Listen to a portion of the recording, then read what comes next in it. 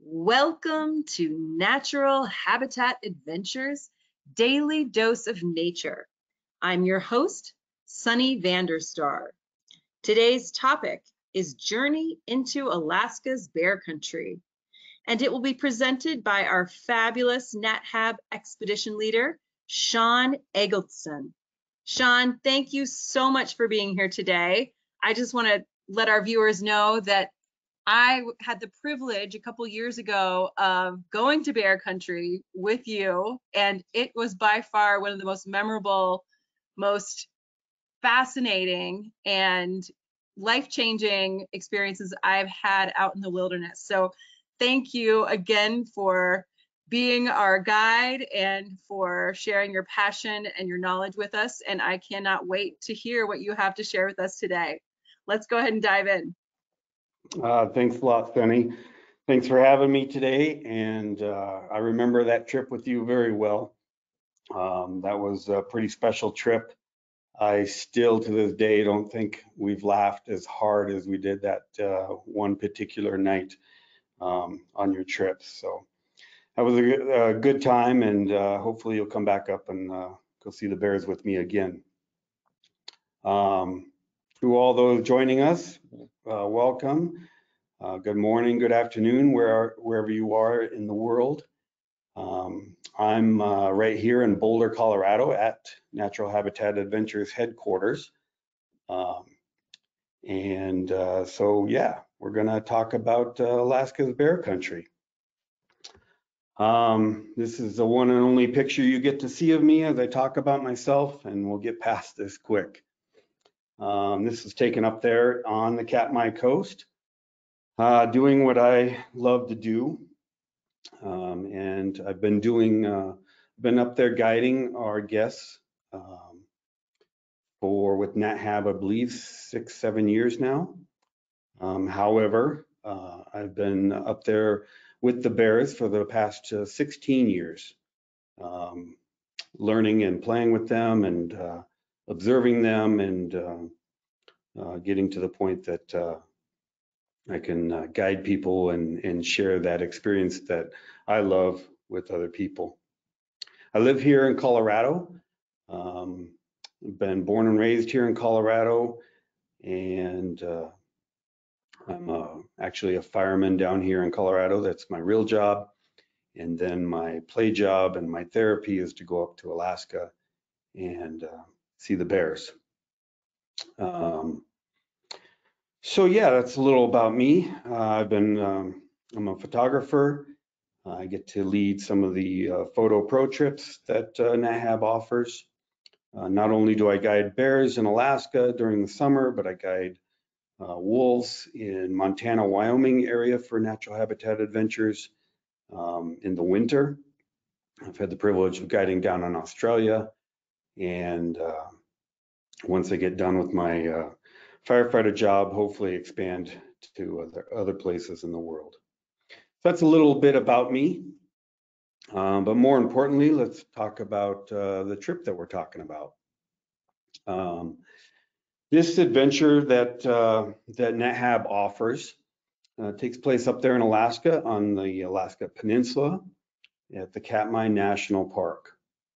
And I'm not sure if you guys can see my mouse, but you see down here just to the east on the coast of east of Mount Katmai, we see all these bays right there on the coast, and that's where this trip focuses.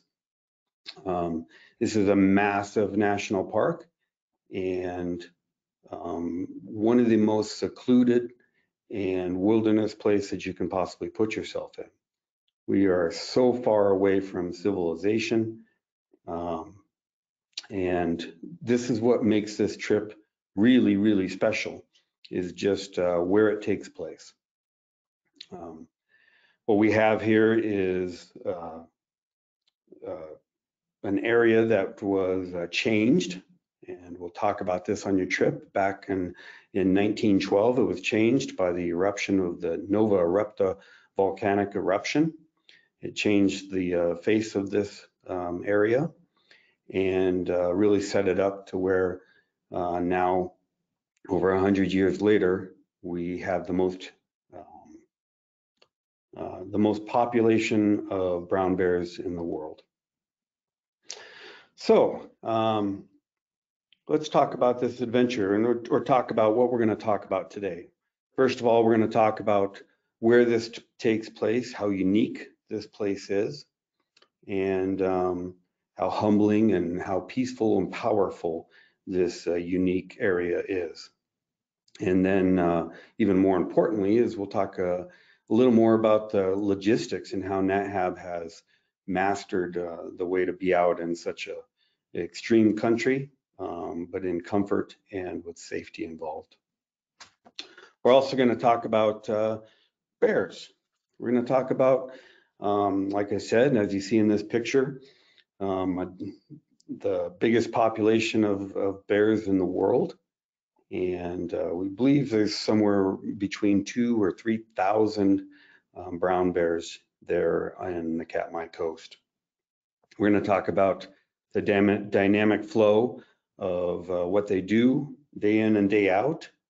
We're going to appreciate and give you a little teaser just about the power that they have, but also more what's really, really special about this trip is the tranquility that you'll have when you're out there with these powerful, powerful animals. We'll talk about our relationship with them, how we're going to have an intimate relationship with them and be in close proximity with them.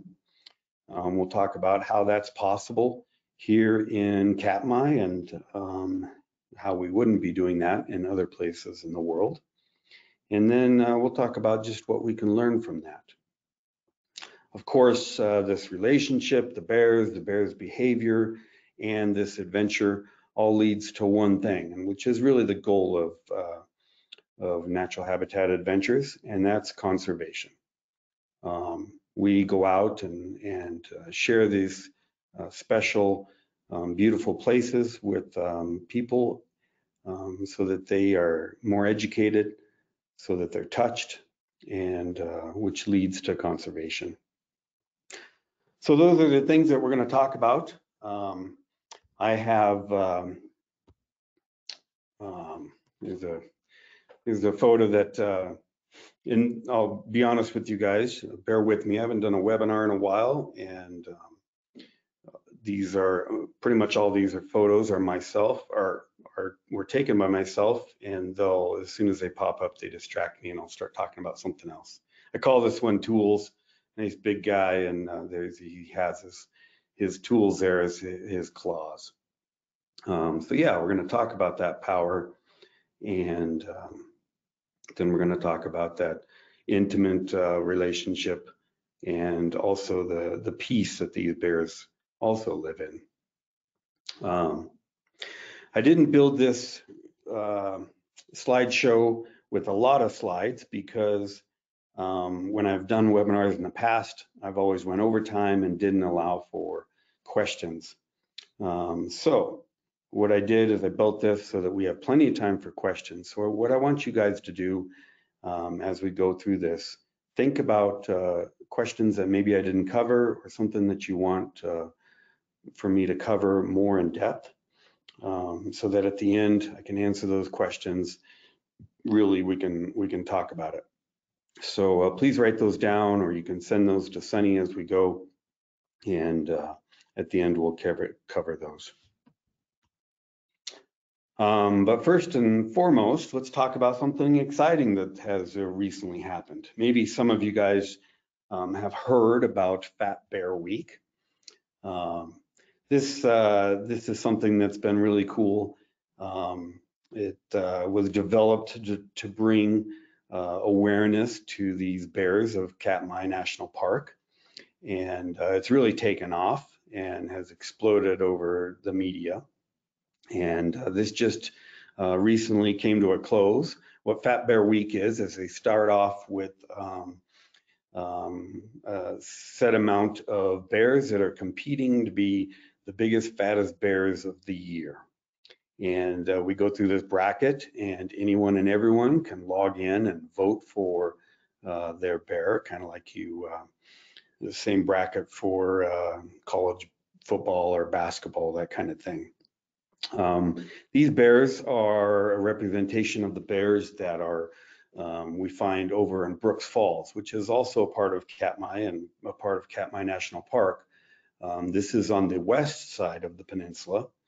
The reason they do it over there is they have cameras built in so that people can log into the live cameras, watch their bears fishing at the falls there. And then they capture and kind of record photos of some of the big boys and girls that are fishing there at Brooks Falls. So that's where it takes place. Our trips take place, the ones that I'll be talking about take place on the east side of Katmai National Park along the coast. However, we have as large or larger bears over there also. So really cool this year. A female bear hasn't won Fat Bear Week since 2019, but we had a female winner this year. She's bear 128, or we call her Grazer. And you see a picture of her right here. She is the queen of Fat Bear Week. Kind of funny, we don't talk about weight and size with human females, but these big girls, they give the guys a run for the money. Grazer, I've actually got to see her. She's pretty dominant female. She'll go into the falls area and won't be dominated by some of the males. She'll push some of the males out of the prime fishing spots. And pretty dominant girl, has some aggressive behavior when it comes to fishing. And because of that, she puts some weight on. Now, the reason this is, and we'll talk about this, and you'll learn so much about this if you come out and watch the bears with me, is obviously they're getting ready to go into hibernation, and they need to store both muscle and fats so that they can go through hibernation. Maybe Grazer is going to have cubs that are born during that hibernation, and she needs to be able to feed and take care of them also. So that's why all the bears really pack on the weight at the end. Anyways, that is Fat Bear Week. If you aren't aware of this, I encourage you to do a search, and every year you can participate in it. It's kind of fun. Of course, we have our own fat bears that we see. This is kind of, I don't know, it's an interesting picture. This is actually a photo of some of the largest males that we have over there in Katmai National Park. And what they're doing with that, what they're eating on is that's a large humpback whale that died for some reason. This was about 2 years ago, I believe. And this humpback whale was pushed ashore along the Katmai coast. Kind of sad that a life is lost. However, if you think about what it provides, is pretty amazing. When they first come ashore like this, these are large males. These, I believe I counted 12 brown bears that were well over 1,000 pounds each, that were all feeding on this whale at the same time. Now there's a lot of hierarchy that's happening and pushing off. You see this guy up here on the with his head down on the log. He actually, he's a very famous bear, and he dominated the bear world for a long time. We called him Van, and he's got quite a history to him. This is probably one of the last photos that I've ever seen taken, the last photo I've ever taken of him.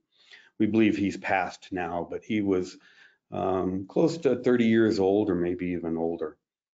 But he's had his fill, and he's taken a rest. We got two big males down here digging into this humpback whale. Now, once the bears are done with this, then the wolves move in, and the foxes and the gulls, the birds, all the way down to the little insects.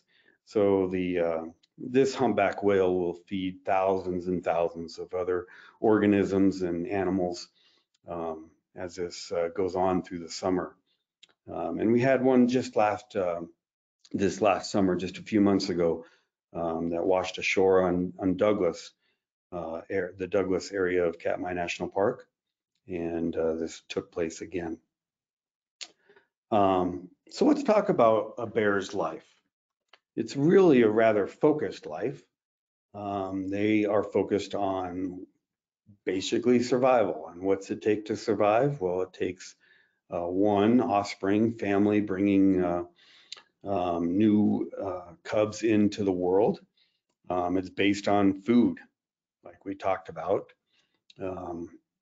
What they, how they can, where they can find their food, and you'll learn if you were to come on this trip just how amazing these guys are at adapting to their food sources. At the beginning of the year, you'll see them eating the sedge, and when they're doing that, I like to call them cows with claws, because they're just eating sedge nonstop. And then as the season goes on, they move to berries, and then of course the big part of their life is the salmon. The salmon run is very, very important to these bears, and really what makes them as large as they can. Let's back up to that. You'll hear and you see this trip that I take people on refers to them as grizzlies. You'll hear me refer to them as brown bears. And you may be asking, what's the difference between a grizzly and a brown bear? Well, really, there's no difference. They are the same species of bear. What we call a grizzly, which is, you may find those up in Yellowstone National Park or Montana area, or up in Denali National Park. In Alaska, we refer to those as grizzly. And the reason for that is an inland bear, no coastline near them. Now, as I go through today, you'll hear me talk about these guys as brown bears. And it's not, again, they're the same species, but the differentiation between these two is a geographic thing. So the brown bears, and those that we refer to as brown bears, they're coastal.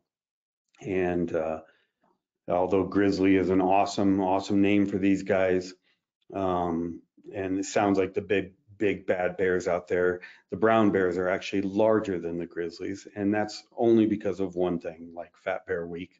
It is because of the salmon. You'll have a grizzly in Denali National Park eating blueberries one at a time, flipping rocks for ants and that kind of thing, taking in 1 calorie at a time. You see this big female here. She's taking in salmon at the end of the season, and she may be taking in 5,000-6,000 calories at a time. And that's why these guys are good and so big. So again, their life is focused around food, bringing offspring into it, mating, and then of course those two things take a lot of energy. So we have our napping and our safety naps that they're very good at.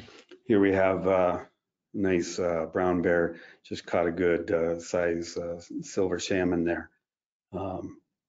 Yeah, beautiful scenes as you go through this.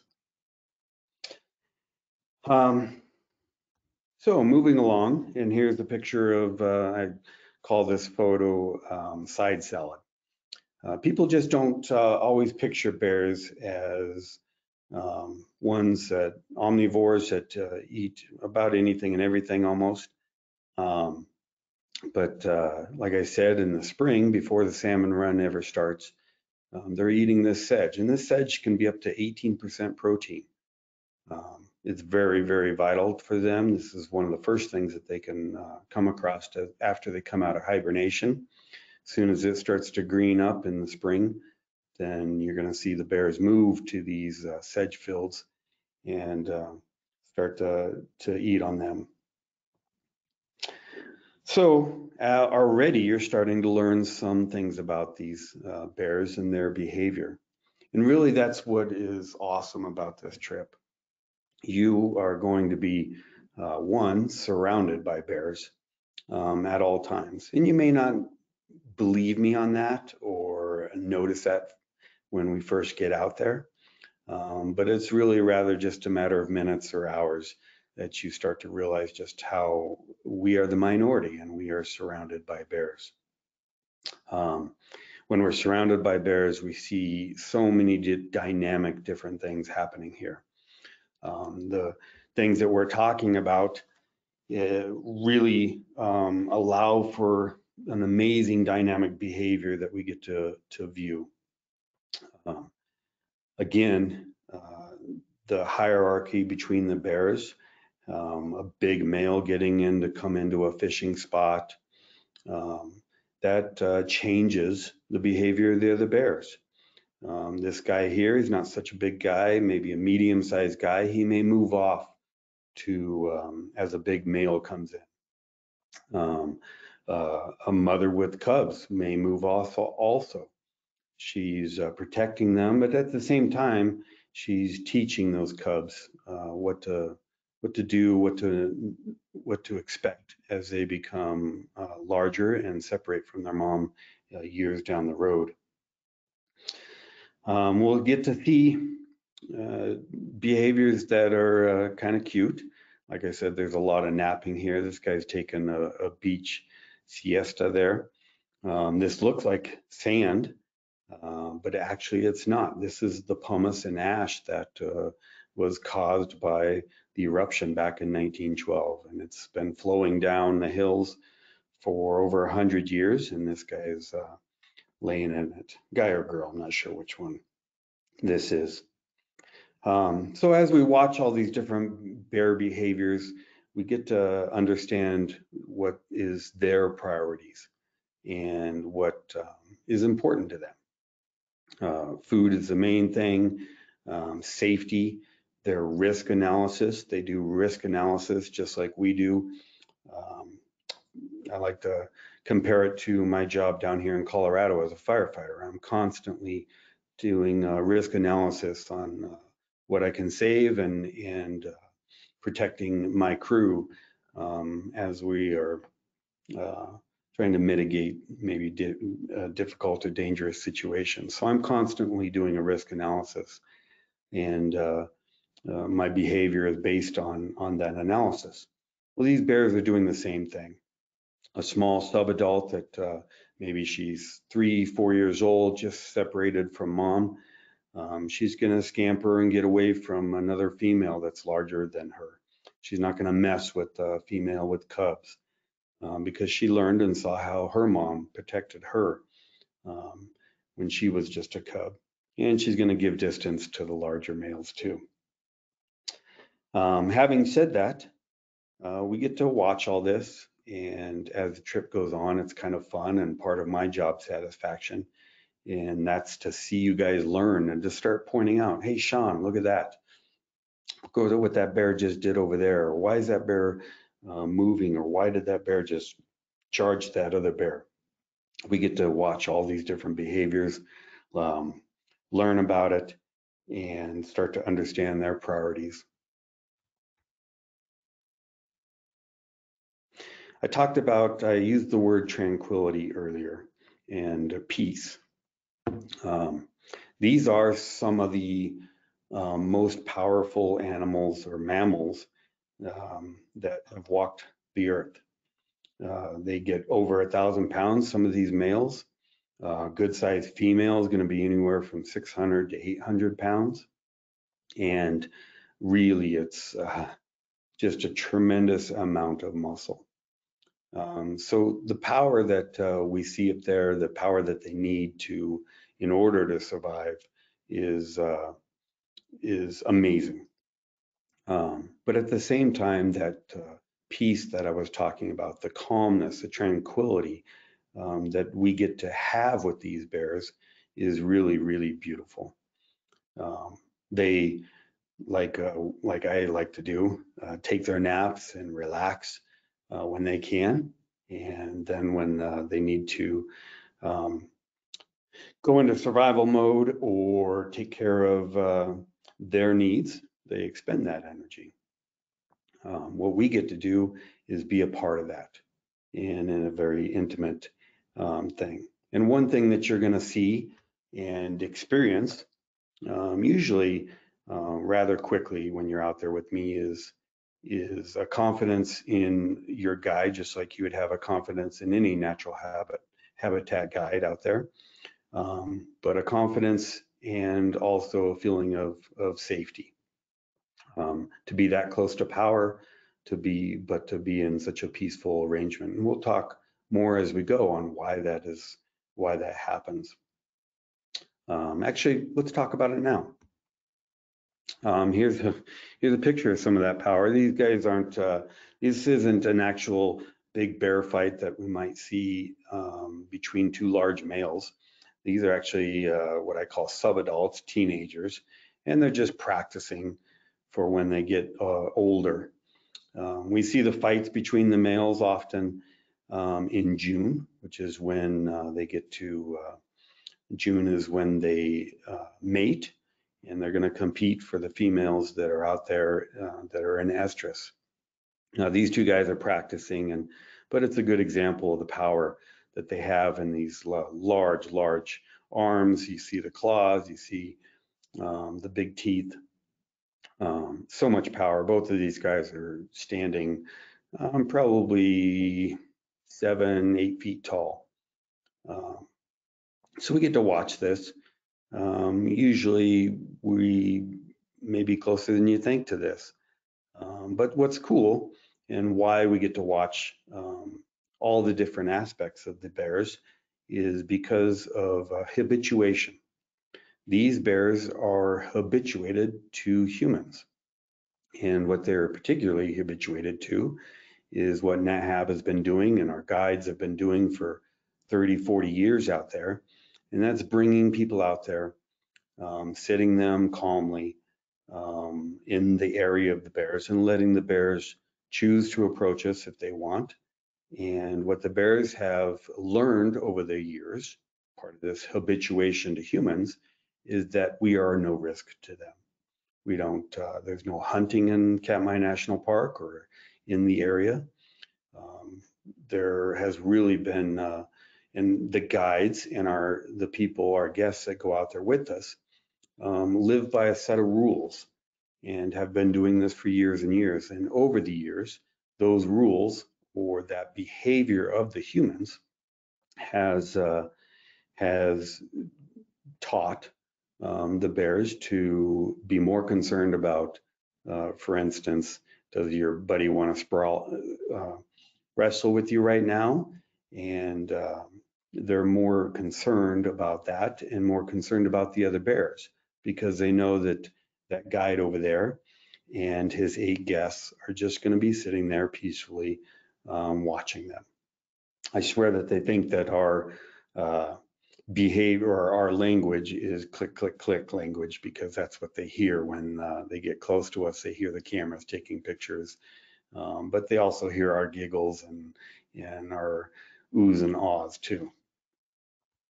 So this habituation that we talked about allows us to have, again, what I keep saying, an intimate relationship with them, something up close. Here is one of the most beautiful things that we get to experience up there. It's not always. I always try to put us in a place so that we can experience this, but this is a mother. I actually call her Island Girl. And I think the guest called these guys mocha and latte because of different colorings, a lighter and a darker cub. But you see their nice milk beards that they have. They've just recently, or they're in the process of nursing with mom. When she does this, she's most vulnerable. She's laying there on her back. She doesn't have a good view of what's going on around her. She was very comfortable when this happened because she actually, it was on an island and had a good view and let us be close to her and watch this event. So there's the piece that we get to experience them. Again, Island Girl, her mother taught her that these humans were not dangerous, that they were no risk to her.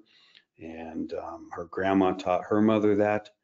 So it's a passed on behavior or a passed on instinct that they have that these 8 guests are of no risk to them. So because of that, we're allowed to be close, especially at a vulnerable time when mom's nursing like this.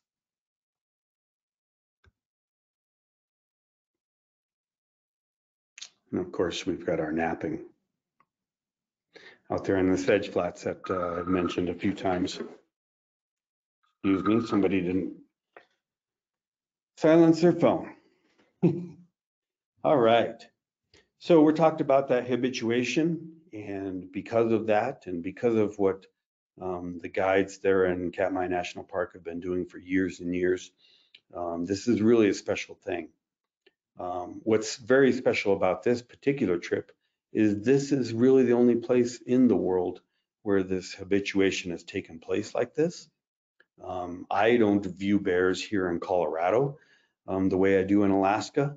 When I come across a black bear here in Colorado, I have a very different set of rules because those bears are hunted here in Colorado, California, Montana, and they are not only habituated to humans and maybe the risk that humans present here in the lower 48, but they also are habituated, some are habituated to food that humans present, unfortunately.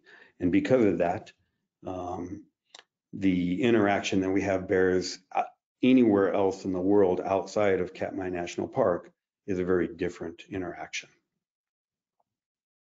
Here's a view of a good friend of mine, and we got some bears in the background.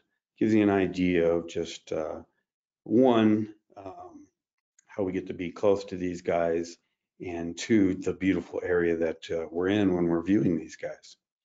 And like I've been talking about, this behavior and what we experience with them, as you can see, these bears are habituated to us and are giving us no reason, or have no reason to be alarmed. Mom's eating that sedge, the 2 cubs are back there playing and engaging with one another and not in fear of us. This isn't a NetHab group, but I'm out there guiding my group and caught this picture of another group that was out there in Geographic Harbor. Got a nice little bear in the background. They got their cameras pointed at some other bears, and this bear just appeared. Kind of like what I was telling you guys about. We're surrounded by bears at all times. But you see, that bear is focused on what it's focused on, and the humans are at peace and focused on just watching and the beauty that surrounds them.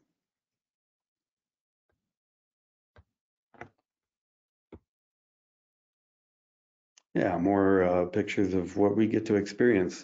And you guys are kind of getting an idea of where we are. You see that most of the time we're going to be near water. And this Katmai Coast is such a large area, but that's what's wonderful about how NetHab does these trips. They were able to move about, and we'll talk about where we live and how we go about that. But as you can see from here, it's more than just about the bears. We're gonna view and get to see a tremendous amount of other wildlife out there, to include eagles, a very beautiful shot. We're gonna be in proximity with these birds in a special way. Oftentimes when you photograph eagles or other birds, you're below them and we're looking up at them.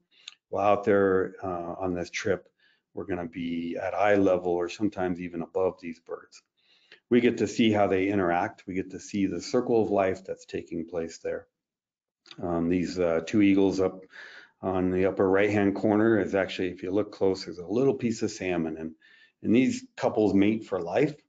One of these birds is coming in for a landing, and that may be the male or the female. The other one is moving off to the side and sharing that food.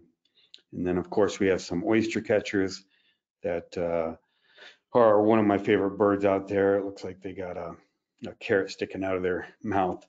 A beautiful, beautiful bird.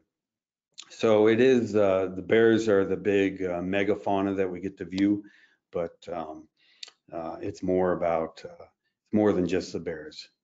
Of course, being on the coast, we've got seals and um, all the different things, whales to watch, and there's a chance, I'll tell you just a chance, that you may even be able to see a wolf up there. These guys are hard to spot and hard to find, but when we do, it's a very special moment.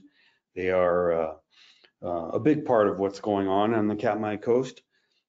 This is in Hallow Bay, and it's nice to see a wolf every once in a while. So we'll be watching for those. What you're going to learn as we see all these other different animals is how they cycle in or are a part of that circle of life. And what you're also going to notice and learn about is just how man hasn't disturbed that circle of life. That's what makes this place a special spot, is we haven't changed the behaviors, we haven't polluted this area, and this is why the conservation of this area is so important to the generations to come and to NatHab, is how this area is undisturbed. And because of that, we get to see all these different animals and what goes on. All right, well, let's talk a little about just how this trip happens. First of all, one of the most exciting things, I think, for a lot of our guests is maybe their first time on a float plane. You're going to start your trip there in Kodiak Island. You get to go out and watch for whales out and do some hiking in Kodiak Island. And then from there, you get to fly from Kodiak. It's about an hour flight over to the Katmai coast across the Shelikof Strait. And that's how you come to the boat that we live on there.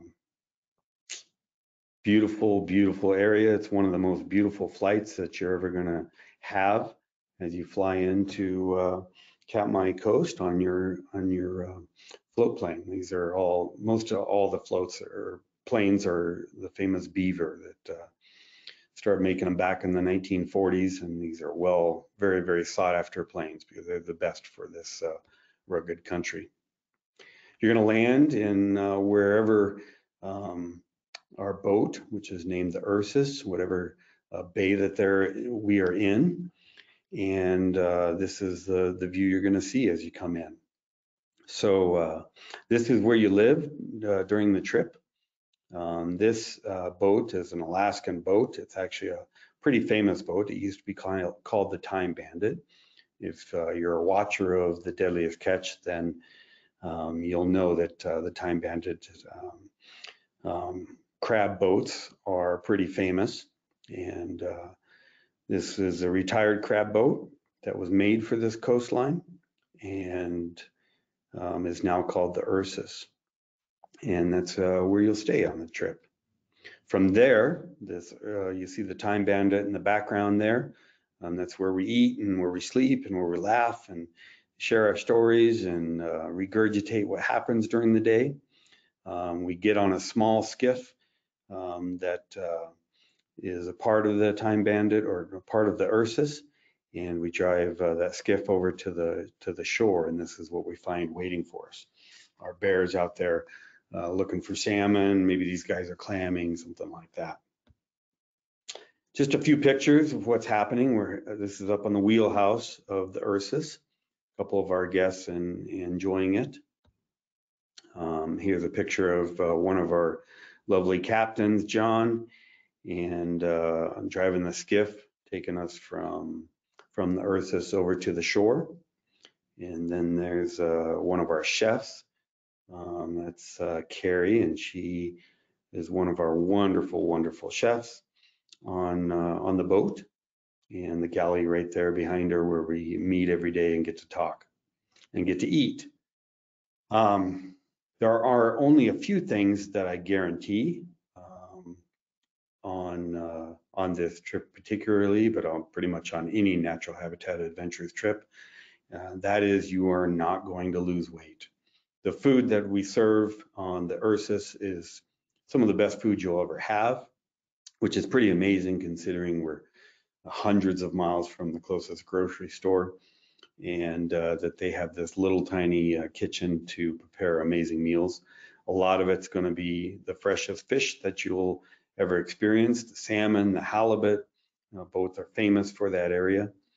And these girls, these chefs really do an amazing job keeping you fit, and some of you may leave the boat ready to compete in Fat Bear Week. A couple of pictures of the cabins that you guys get to stay in. We see the upper left-hand corner there, the bunks that we stay in, the sink, and then shared kind of Jack and Jill shower and toilet between two cabins. And then again, picture of our galley and the food that we get to enjoy.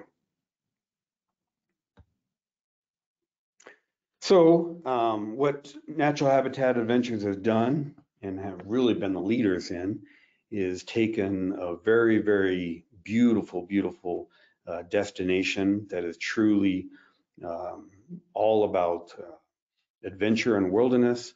They've taken the extreme power of the weather out there.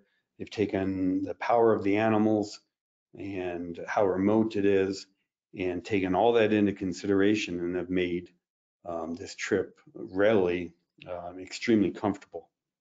That boat is wonderful to sleep on when we're docked in the bays like that. We don't have waves to contend with. It's an old crab boat. It was made for 20-foot seas. So when it's just sitting there, it's kind of very stable. Provides for a wonderful place. It's very authentic and unique. And then just the guides that are out there. Me and there's 3 other guides that guide this trip. We've all been with these bears for years and years, and we provide for your safety in so many different ways. And we also provide a wonderful set of gear, so you'll be in chest waders as we go out there with the bears and explore the coastline. We provide all those different things so that you're in comfort, and so that we're safe at all times and really protected. And what it does is it leads to a very comfortable trip in such a remote, unique place.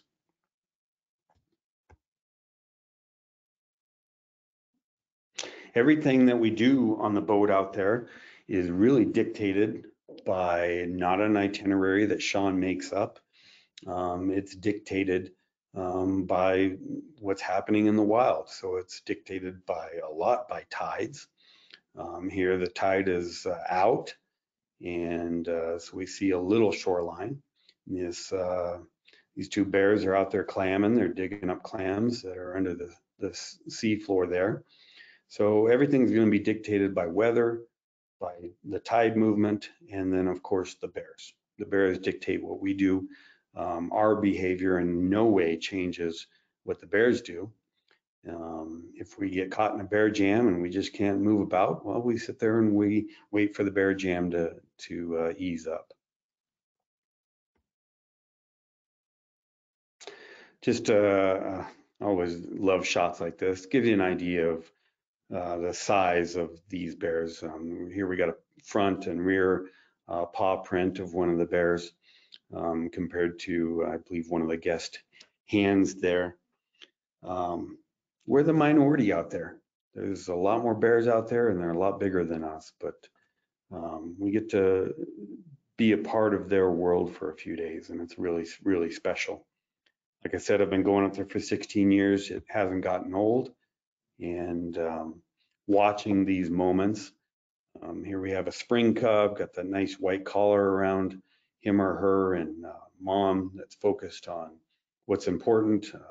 I look there, I know what she's focused on. She's focused on salmon. You've got a little salmon blood on her lips there. That's what the cub's looking at, smelling, and she's focused on that. She's not focused on us, and we get to enjoy that.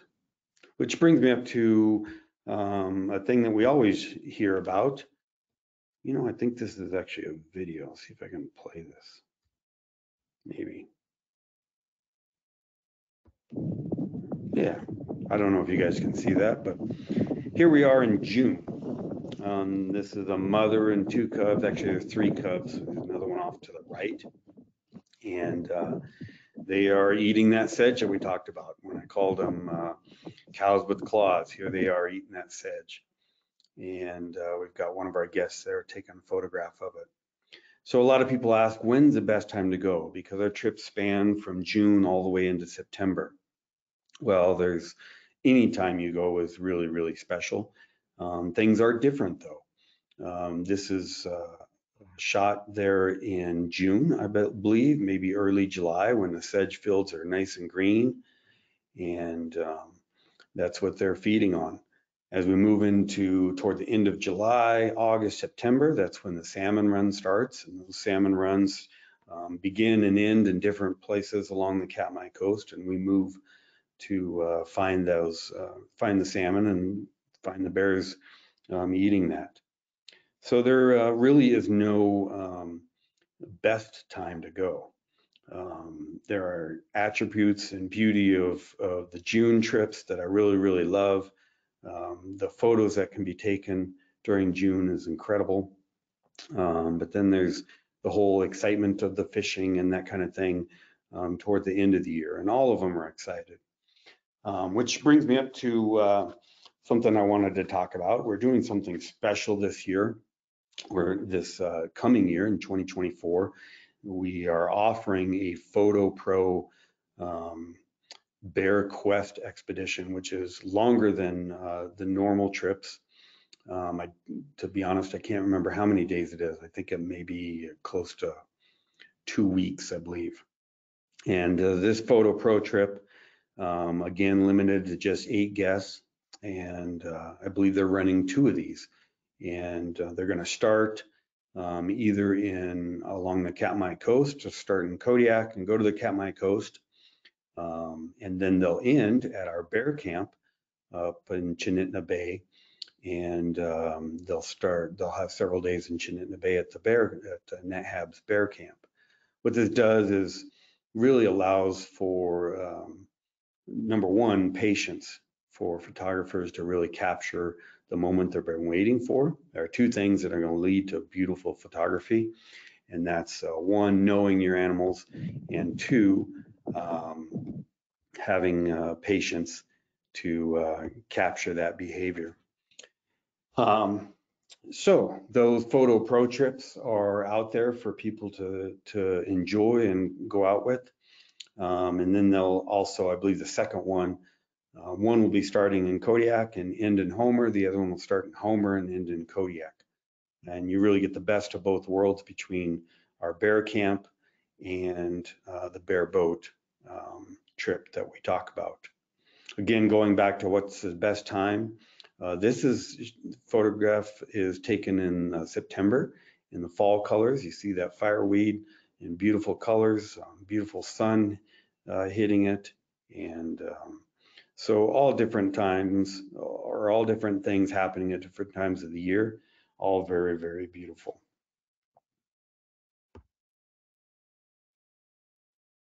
One of my favorite photos ever, favorite moment, let's say that.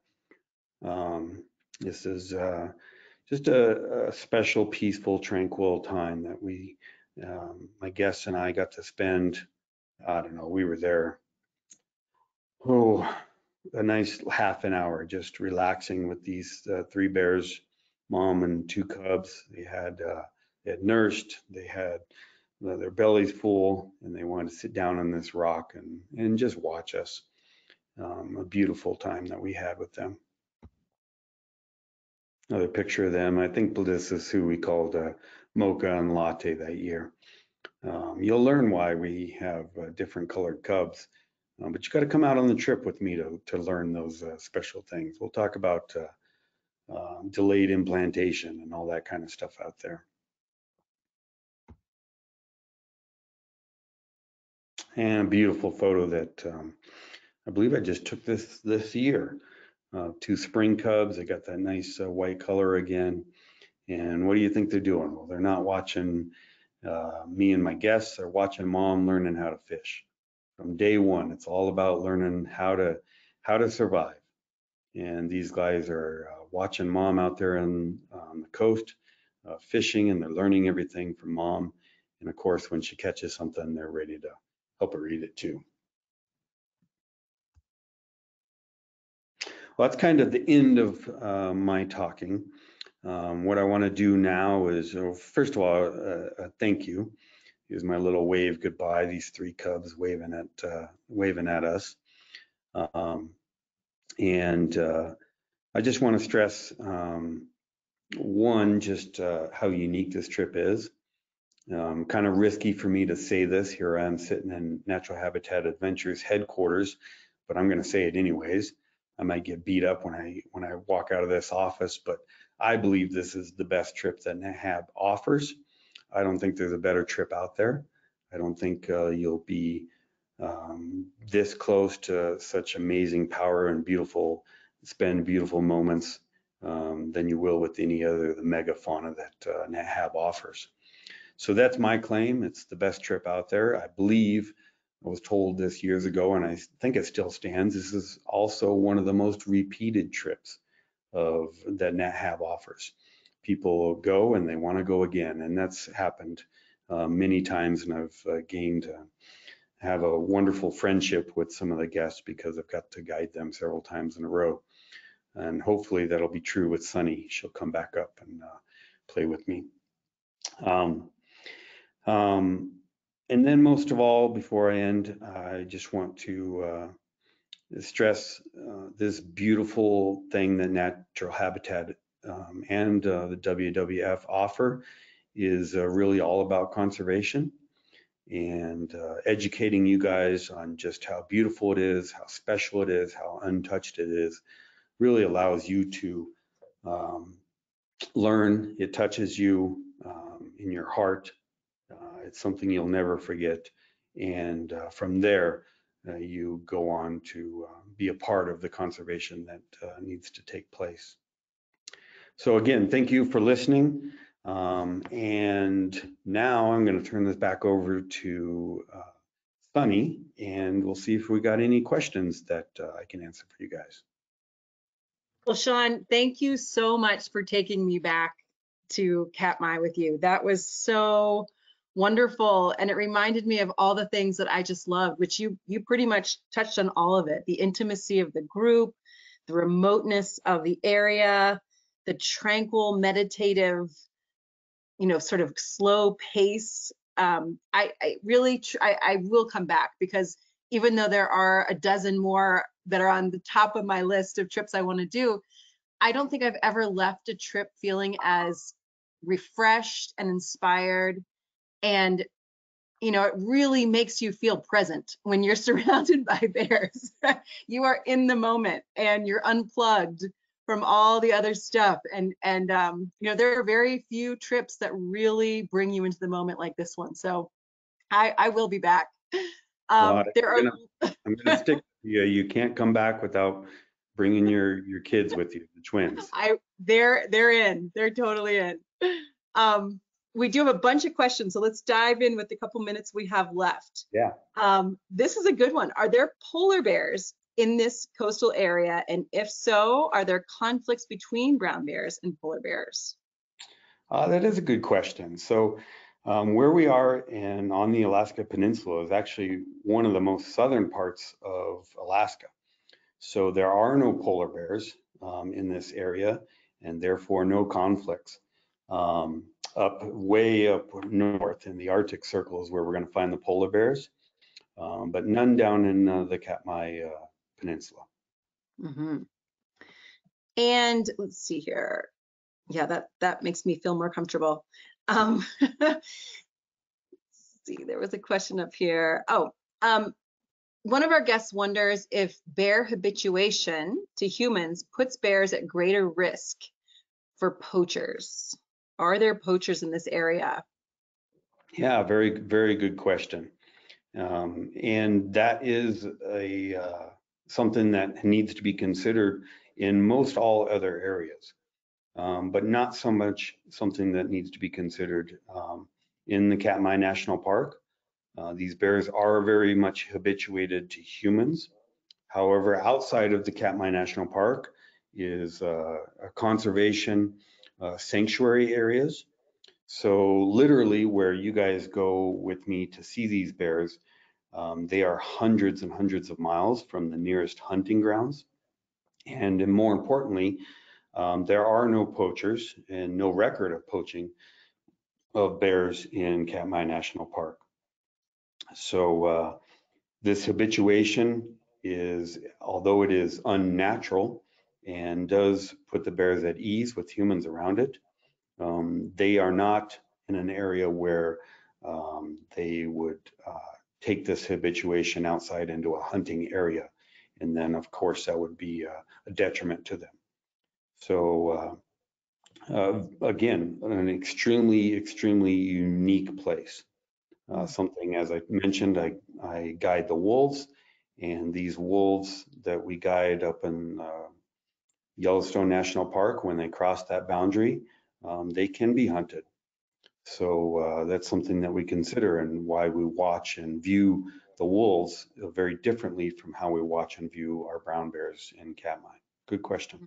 Mm-hmm. There's a cluster of questions around photography. So if you can briefly touch on the lenses you recommend and the level of expertise one would need to have to go on one of the photo trips. Very good question. And what I tried to demonstrate, but we didn't talk a lot, is through these photos, the experience in which you're going to get to photograph. As far as expertise, some of my favorite guests that I've had up there have brought their iPhone or their cell phone and have captured some amazing, amazing images just through an iPhone, really point and shoot kind of thing. All the way to, I've guided some of the most famous and dedicated wildlife photographers in the world. So I've had two of those two different types of people in the same group, and it's really works very, very well. As far as equipment, your cell phone is wonderful. However, as far as lenses, I'll tell you that the large majority of those photos that you got to see today were taken with my 80 to 200 zoom. The bears are usually that close. I bring up there a 400 with me, zooms in a little close. Sometimes I actually use that more for bird photography and that kind of thing. Sometimes a 400 is just way too much of a zoom or lens for as close as these bears are. And of course, I bring a wide angle also, a nice wide angle, 24 to 80, because I didn't mention it today, but everyone tells me when we're out there, if there were no bears here, this place is so beautiful, I'd come anyways.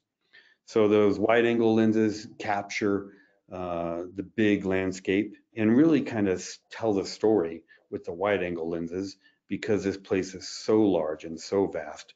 When we put a 1,000-pound bear that looks small on your picture with your wide angle photo, it tells the story of how big it is. But then zooming in with the nice 80 to 200 zoom, or that 3 or 400 is beautiful too. I've had photographers bring larger than 400. I don't think it's really necessary. So those are my 3 lenses, and literally I go up there with 3 lenses. And I'll just add from my experience as a non-photographer, my cell phone was awesome because I took a bunch of videos.